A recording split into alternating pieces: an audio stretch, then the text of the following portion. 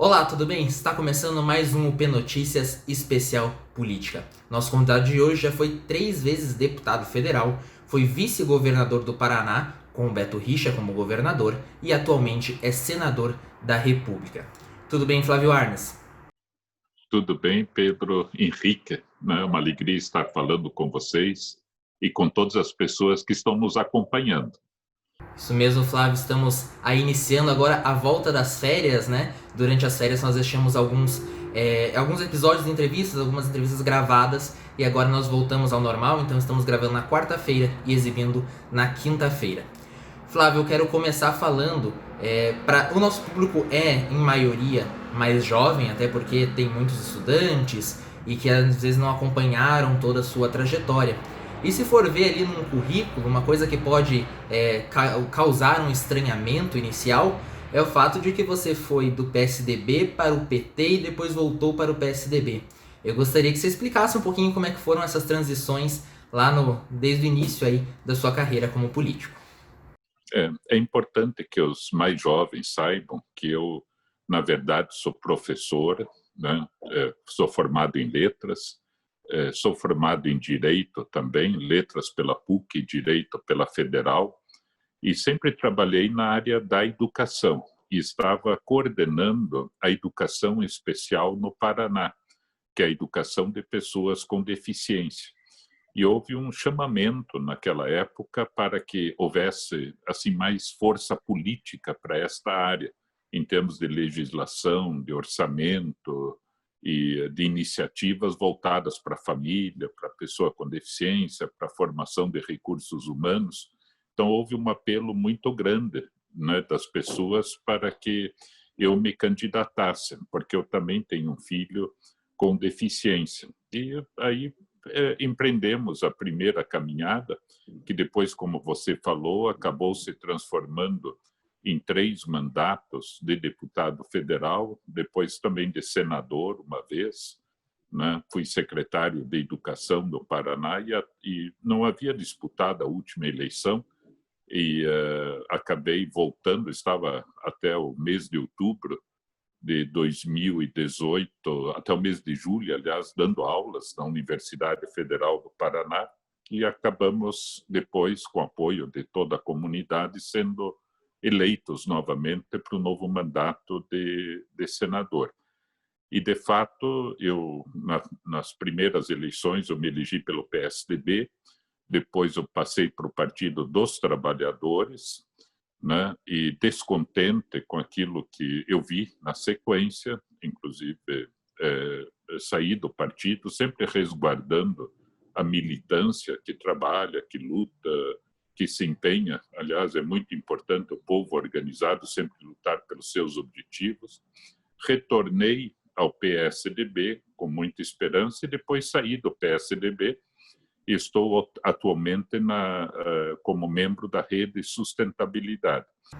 Senador, você começou falando que é professor, falando sobre o período como secretário de Educação, e eu gostaria de perguntar como você enxerga essa previsão de volta às aulas aqui no Paraná, que começou a ser falado que setembro pode se iniciar esse retorno, com alguns anos apenas, com uma volta intercalada, gradual, com uma série de normas, mas gostaria de saber como você enxerga esse primeiro passo de previsão de retorno. Olha, nós estamos num período difícil, complicado, por causa da pandemia. Ontem, inclusive, a Organização Mundial de Saúde e a ONU, né, disseram que, além da tragédia de saúde sanitária, nós temos uma grande tragédia educacional, né, em termos de conteúdo, de merenda, de evasão escolar, de pessoas que não têm acesso à internet, assim uma grande dificuldade. E no Brasil, no período da pandemia, eu diria que nós fizemos um dos isolamentos, uma das quarentenas mais demoradas do mundo, né? Foram meses e meses e mais ineficazes, porque não houve, assim, desde o governo federal até o município, e particularmente o governo federal, né, a gente puxar a corda para o mesmo lado, né? Todo mundo dizer, olha, isolamento é importante, máscara é importante, álcool gel, né, higienização, quer dizer, os princípios todos. E isso complicou muito. Agora, o retorno às aulas, a gente tem que pensar o seguinte, que o problema é a pandemia. Então, a segurança do aluno que vai para a escola, mas esse aluno volta para casa, crianças, adolescentes voltam para casa e lá na casa deles, eles podem ter também pessoas com comorbidades, doenças de idade, avós e tal. Então, é uma situação muito difícil. O que eu acho que não é adequado é você dar essa responsabilidade para os pais decidirem se eu mando ou não mando. Os pais estão dizendo, poxa, mas é seguro, não é seguro? Como é que é lá? Como é? E eu penso assim que nós vamos ter ainda bastante dificuldades, mas temos que dialogar bastante, mas o retorno ou não, o jeito que se retorna tem que estar baseado na ciência, no conhecimento e não no achismo, né? Então, a ciência, o médico infectologista, a Sociedade Brasileira de Infectologia tem toda a condição de dizer, né, para secretarias, professores, escolas, o que deve ser feito. Agora, a situação não é a mesma em todos os locais. Há municípios onde você não teve nenhum caso de coronavírus, então é uma discussão, ou um caso, quer dizer, qual o cuidado? Outros municípios onde você tem uma quantidade enorme de casos, então é outro encaminhamento. Então, a diversidade no Paraná mesmo, e no Brasil particularmente, né, tem que ser levada em conta na tomada de decisões. Agora, senador, falando sobre o seu trabalho já no Senado, está como relator aí da PEC do Fundeb, que está prevista para ser votada no dia 18 de agosto. Gostaria que inicialmente você brevemente comentasse o que é o Fundeb, para aí que quem está nos acompanhando talvez não saiba, uma breve explicação de o que é o Fundeb e o que é esta PEC. O Fundeb é o Fundo de Manutenção e Desenvolvimento da Educação Básica e de Valorização dos Professores e Profissionais da Educação. Então, manutenção, manter o que existe e desenvolver e valorizar quem faz a educação. Educação básica é tudo, que vem antes da faculdade, da universidade. Creche, pré-escola, ensino fundamental, ensino médio, jovens e adultos, educação para o trabalho, pessoa com deficiência, indígena, quilombola. Então, tudo isso é educação básica, é o que a gente precisa. Precisa de creche, jovens e adultos precisam estudar quando não tiveram essa possibilidade na idade própria.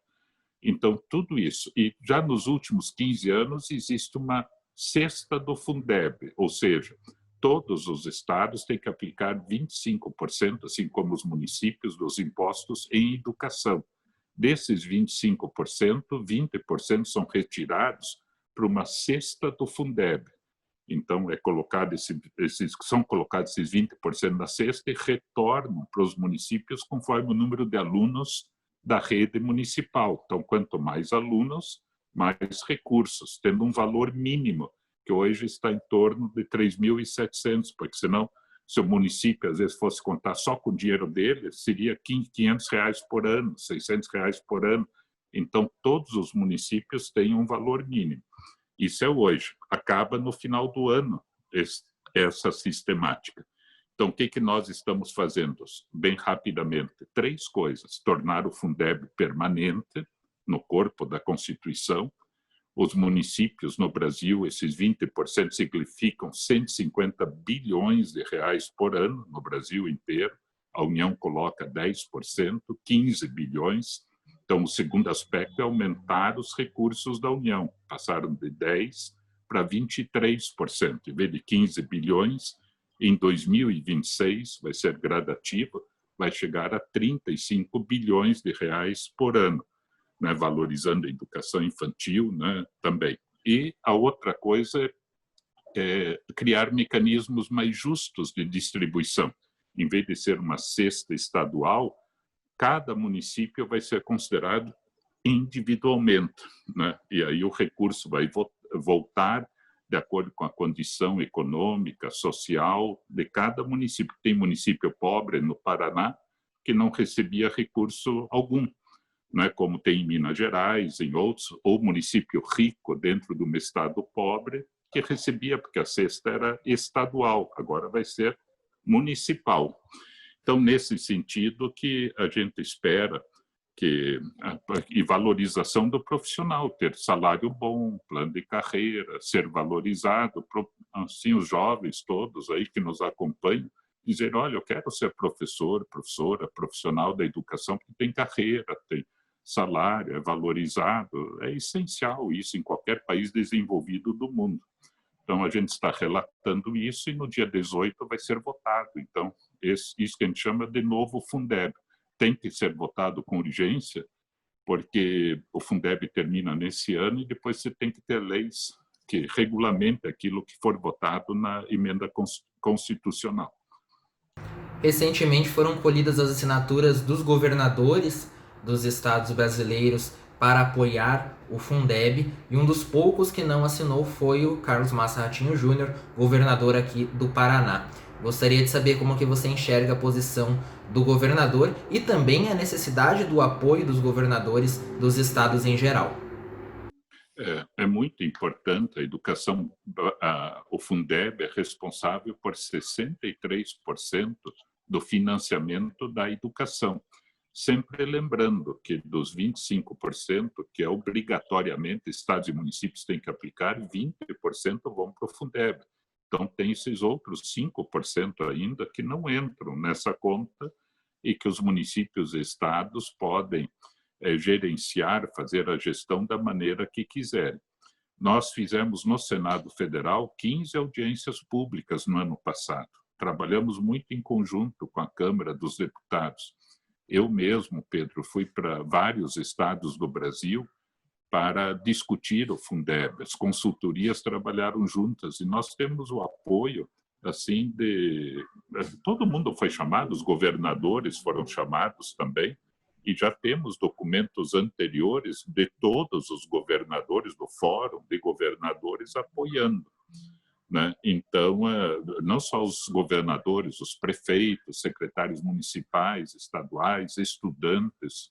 Ontem participei de uma live ainda, também com a Rosana, que é presidente da UBS, a União Brasileira de Estudantes Secundaristas, que estão apoiando movimentos sociais, enfim. E os governadores não têm, eu diria, por que não assinar. Eu acho que todos deveriam assinar. Alguns governadores têm usado o recurso da educação para pagar aposentados e pensionistas. E isso não é adequado. O Supremo Tribunal Federal já tem dito que isso não é uma coisa correta, legal, porque recurso da educação tem que ser para pagar professor, para melhorar a escola, ter educação em tempo integral, né? O Brasil avançar pela educação. Nós temos escolas no Brasil, mais de 10%, que não tem banheiro, não tem água potável, não tem eletricidade, internet é um problema, não tem biblioteca, não tem.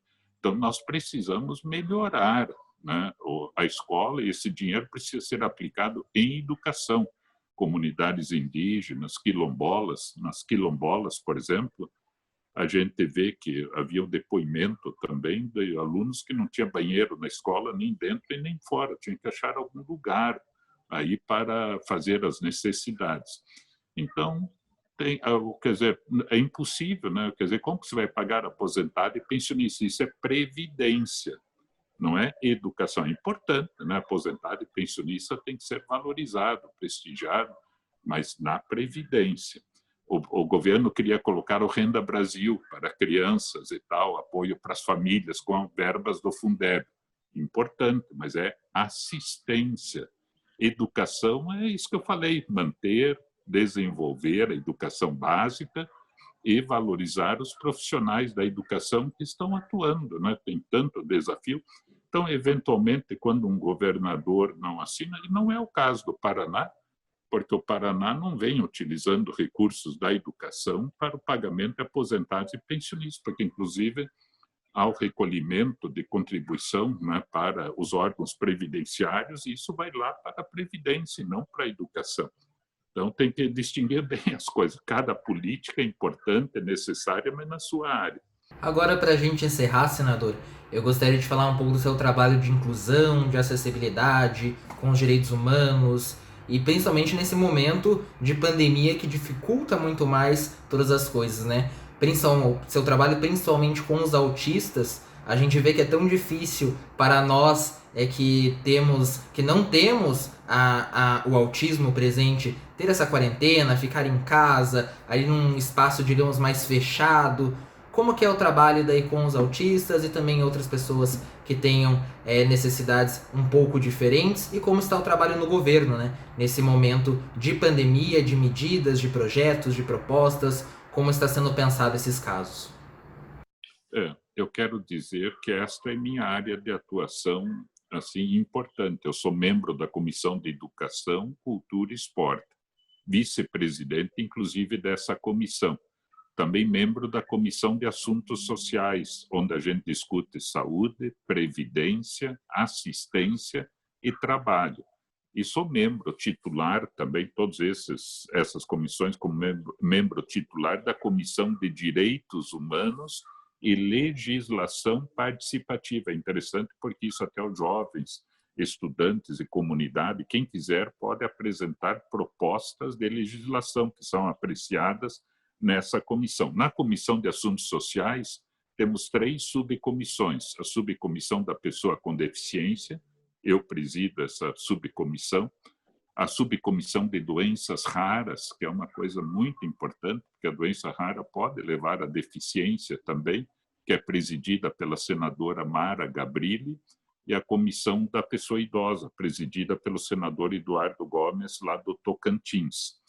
Então, nós estamos muito empenhados para que o Senado Federal veja o orçamento, veja a legislação, tenha um canal aberto com as famílias, com as pessoas, né, fazer o debate, tudo o que for necessário. Estamos completamente à disposição, né? Às vezes as pessoas vêm também com uma demanda na área de doenças raras, falta de medicação. No outro dia ainda, atrofia muscular espinhal, a AME, né, que nós já havíamos discutido bastante no passado, e no ano passado, antes da pandemia, para fornecer a medicação para essas pessoas.